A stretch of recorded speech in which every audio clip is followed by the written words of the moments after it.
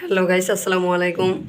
তো এই যে 2-3 দিন ধরে একটু বেশি অসুস্থতার কারণে এই যে কোনো ঘরের কোনো কাজই করতে পারি না। আজকে হচ্ছে সব কিছুই এলোমেলো। তো আজকে হাজব্যান্ড সকাল সকাল ঘুম থেকে উঠছে। তো এখন হচ্ছে বলতেছে তুমি এই করো, তোমার এই হাত দিয়ে কিছু করতে হবে না। আসলে এই যে হাতটা পুড়ে গেছিলো ওখানে ইনফেকশনের কারণে, এই যে ঢাকা মেডিকেল থেকে হচ্ছে ব্যান্ডেজ করে নিয়ে আসছি ড্রেসিং করে। তো 5 দিনের রেস্ট দিছে, সেরকম কিছুই করতে পারি না। তো আজকে সকাল সকাল হাজব্যান্ড বলতেছে যে থাক, তুমি তো সবসময় করো অলওয়েজ, আজকে আমি হচ্ছে মানে এই কাজগুলো করে দিই। তো এই তো সকাল সকাল ঘুম থেকে উঠলাম, তারপরে হচ্ছে এখনও ফ্রেশ হইতে পারি নাই। তো হাজব্যান্ড হচ্ছে দেখি যে বিছানা টিছানা সুন্দর মতো গুছাইতেছে।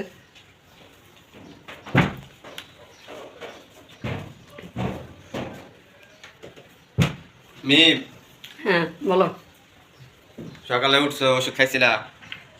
খালি পেটের ওষুধটা খাইছি। ও আচ্ছা। তো এখন আমি বিছানা গুছাইয়া তারপর তোমাকে সবকিছু আমার রূপাঞ্জল দেখবেন আপনারা, এই যে দেখেন তার এরকম হচ্ছে আমার ওড়না দিয়ে মাথায় কাপড় দিয়ে তারপর এরকম চুল বানায়। মানে যত প্রকার দুষ্টমি আছে এখন এই আমার ঘরের বুড়িমা করে। তো সে এখন রূপাঞ্জল সাজছে। যাই হোক, মাসাল্লাহ।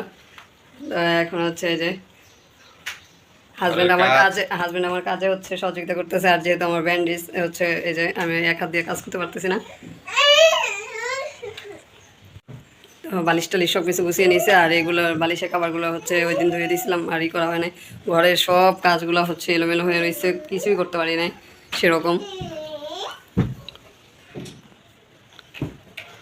আর এখন হচ্ছে শীতের দিনও চলে আসছে, যেহেতু নভেম্বরের মাস বরাবর এখন হচ্ছে বাংলায় কি বলে কার্তিক মাস শেষ হয়ে যাইতেছে। তো অনেক ঠান্ডাও পড়ছে আমাদের এদিকে। এই ঠান্ডার মধ্যে হচ্ছে আমি কাজ করতে পারতেছি না। আর যে হাতটার অবস্থা খারাপ, তো সবাই আমার জন্য দোয়া করবেন। সেরকম আমি ভিডিও দিতে পারতেছি না। তো যাই হোক, সব কিছু মিলিয়ে টিলে এখন জামাই দেখলাম যে খাটটা সুন্দরভাবে গুছিয়ে নিছে, আর ঘরের বাকি কাজগুলো সেরে নিছে। কি অবস্থা হবে রুমটা? আম্মু চলে আসো বাবা। মাম্মা, মাম্মা এটা তো কি তোমার আইফোন? মাথায় কীভাবে ওড়না পরে তারপরে ই করছে, দেখেন দেখেন।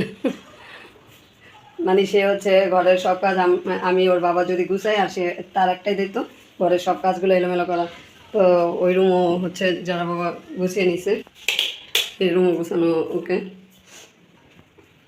সব কিছু করে নিছে, ঘরটা ঝাড়ু দিয়ে নিল। তো এরপরে হচ্ছে দেখি হাজব্যান্ড কী করে রান্না করে। যা বাবা, কী করো? এই যে একটু ভাত বসায় দিছি। তুমি আবার এগুলো করলো কখন? সকালবেলা ঘুম থেকে উঠেই তো ঘরের কাজগুলো করতেছি, তুমি অসুস্থ তাই। ভাত কি হয়ে গেছে? আরেকটু ভাত তো হওয়ার শেষ। আচ্ছা, তো ভাতের সাথে কি আছে? তো গরম ভাতের সাথে কি আছে জানাবো? গরম ভাতের সাথে আছে গরম গরম ডিম ভাজা, আর এখন গরম ভাত। আজকে তাহলে দুপুরে হচ্ছে গরম ভাতের সাথে আলু ভর্তা আর ডিম ভাজা থাকবে, তাই তো? হ্যাঁ, আর এখন বিয়ে নাস্তা আনতেছি তোমার জন্য। এখন তুই নাস্তা আনতে চাইবা? হ্যাঁ।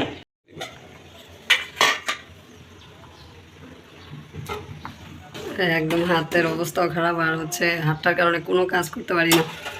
মানে আল্লাহ তালা যারা বেশি পছন্দ করে তার উপরে মনে হয় কী বলবো, পরীক্ষা করার জন্য বিপদ দিয়ে থাকে। তো যাই হোক, আল্লাহ দিছে, আল্লাহ রং করবে। দেখো সাবধানে ই করো, সাবধানে ভাত ই করো।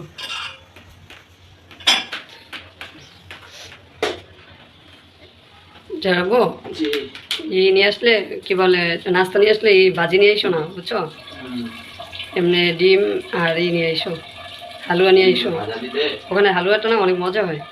ওই যে ওই মামার থেকে তুমি নাস্তা নিয়ে আসো না, ওইটা। সাবধানে গাছ। এখন হচ্ছে এই 2 দিন ধরে আজকে হচ্ছে সকাল সকাল উঠে জামাই সব কাজ করে নিল, আমাকে করতে দেয় নাই। এখন হচ্ছে আর আমাদের এদিকে হচ্ছে পানি এনে তারপরে খেতে হয়। মানে ডিপের পানিটা হচ্ছে এনে তারপরে বাইরে থেকে খেতে হয়, বাসায় মসজিদ থেকে এনে খেতে হয়, বাসায় আর কি করা যায় না। এই তো আজকে ব্লগটা এই পর্যন্তই, নিউ ব্লগটা।